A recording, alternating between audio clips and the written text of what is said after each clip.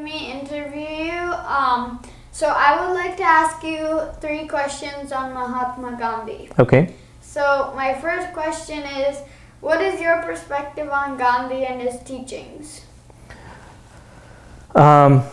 So my perspective is, having grown up in India, I grew up in New Delhi, and I grew up in the 70s, and so by that time Gandhi was a major figure. We learned a lot about the fact that he was considered the father of the nation, and he had done to a lot of his own personal sacrifice. He had managed to bring freedom to India, and so in some ways his teachings about truth, speaking the truth and always being truthful to one's objectives was something we were taught very early on, and non-violence was the other thing. So we learned a lot about Gandhi and Gandhi's perspectives, and then as we grew older in school, we also learned about how Gandhi's struggles for independence influenced other major figures in the world, like Martin Luther King and Nelson Mandela. Okay, so my next question is, did you learn about him in school? Did you learn about him at home? So, as I said, we learned a lot about him growing up in school for sure. October 2nd, which was his birth date, was considered a big day. There were always school celebrations to mark the life of Gandhi, and in every grade, teachers would ask us to do something. We were taught about Gandhi's life as a student, as a lawyer, then when he came from South Africa, the struggles he had, how he managed to work with other leaders and mobilize them to fight against the British, and how he had come up with this interesting new concept on non-violence. Sometimes he was larger than life figure. He was like a superhero, and yet growing up in school reading comics and all that, we always thought superheroes were like Superman and Spider-Man, and they wore fancy costumes, and here is Gandhi wearing a dhoti and wandering around with a stick, and he didn't quite look like a superhero, but yet all the things that he had done somehow managed to be like a superhero. And from my research, I've read and heard that he didn't want to necessarily be worshipped as like a god, but he wanted people were worshiping him so much that they weren't forgetting some about his cause. Right. So in Delhi there's a big memorial to Gandhi, and then for school field trips we would go to where he's cremated, and it's a beautiful like the monuments in DC for various presidents. It's a place called Rajghat where Gandhi's ashes are kept, and you can also see the various sayings of Gandhi. So it is something that we learned about at every single grade, and as we got older we learned a lot more about his life and how he pursued vegetarianism and non-violence and treating everybody equally, whether they are Hindus or Muslims or whatever caste or class they came from. Sometimes I will tell you, as growing up, it is difficult to think that one could live the life of Gandhi, because it seemed too difficult for a small child to think that you can always speak the truth and always be non-violent when you get involved in a fight. But it was also very inspirational that here was somebody who was able to do so much to get us finally independence after hundreds of years of British rule.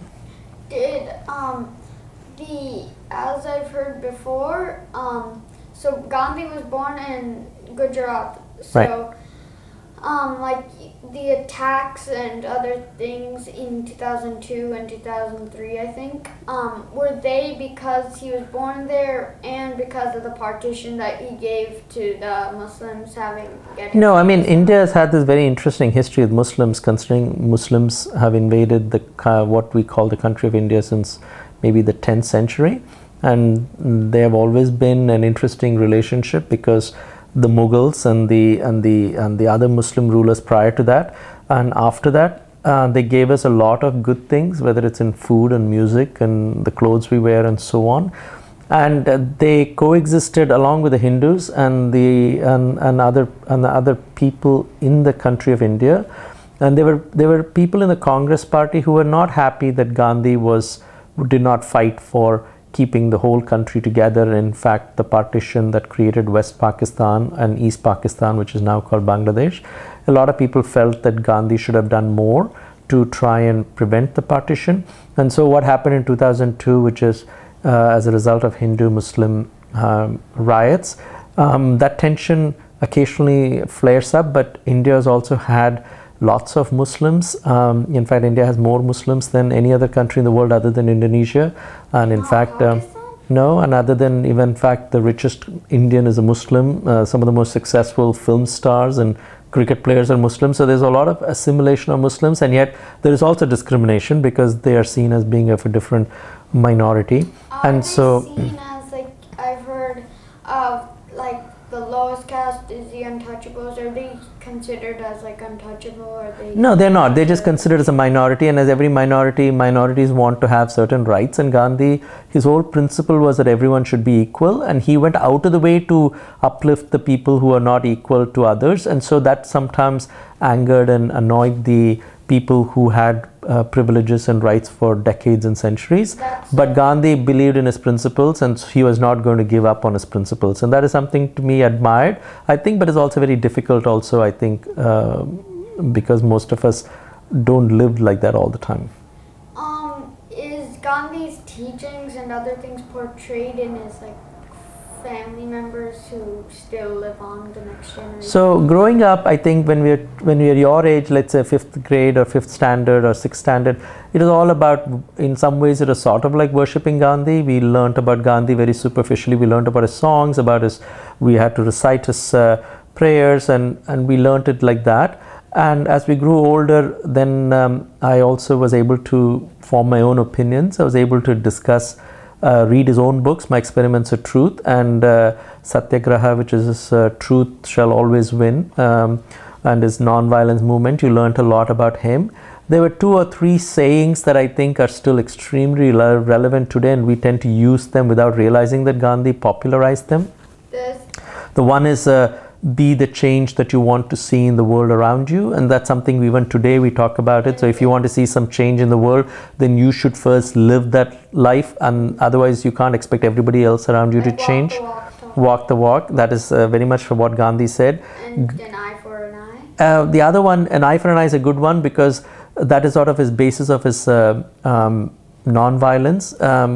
We always think if somebody were to slap you, you should return it back with a slap, or tit for tat, even though there are other religions that say turn the other cheek. Gandhi turned that phrase, an eye for an eye, which goes back to the old Babylonian times. He added a sentence which I think was very nice, when he said an eye for an eye will make the world blind. So if somebody pokes you in the eye and you were to return that with another poke, you might feel temporarily good because you've retaliated. But Gandhi's point was, if everybody retaliated every time somebody fought, then the whole world will become blind, which I think was also another good phrase.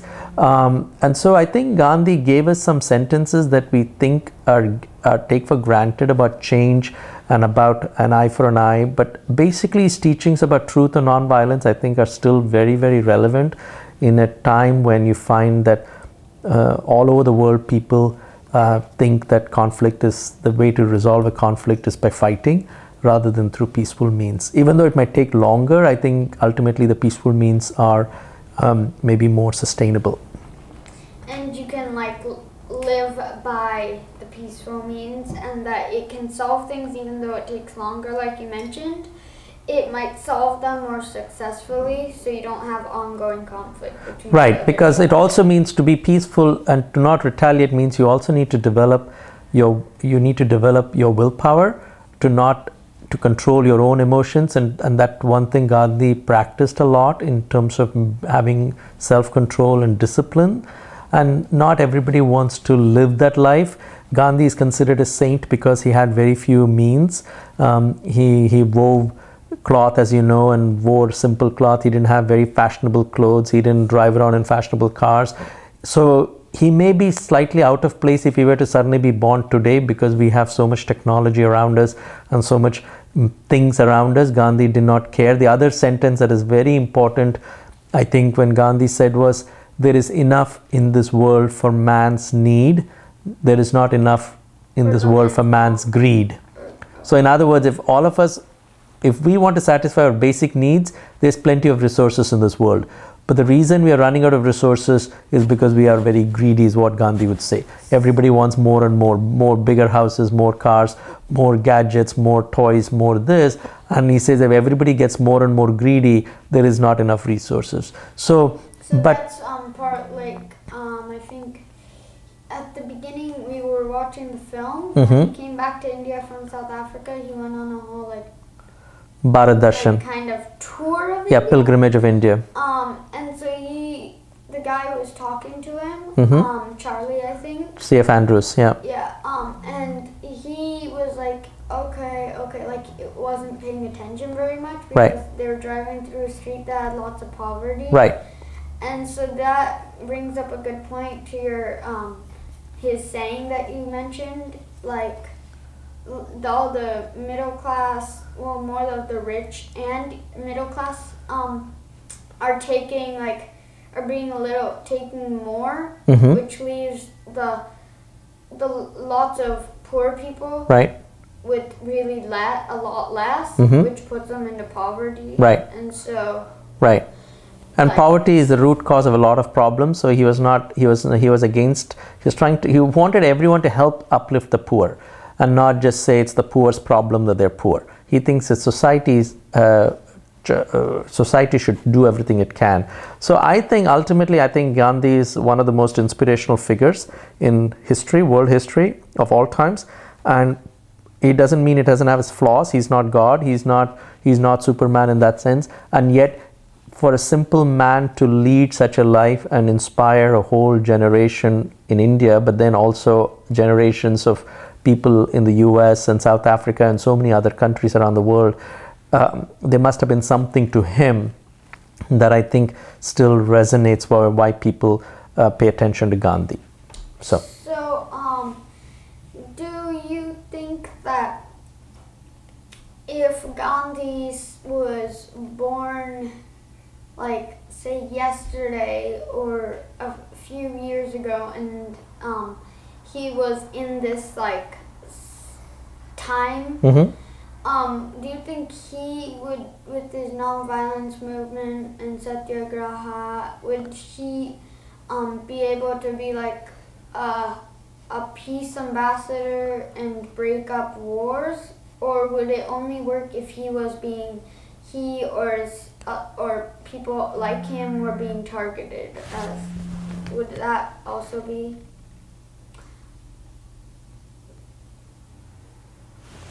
Would, like, if he was in today's times, do you think he would be able to be like the United Nations and help break up wars, or do you think it would only work if he was a part of that like conflict?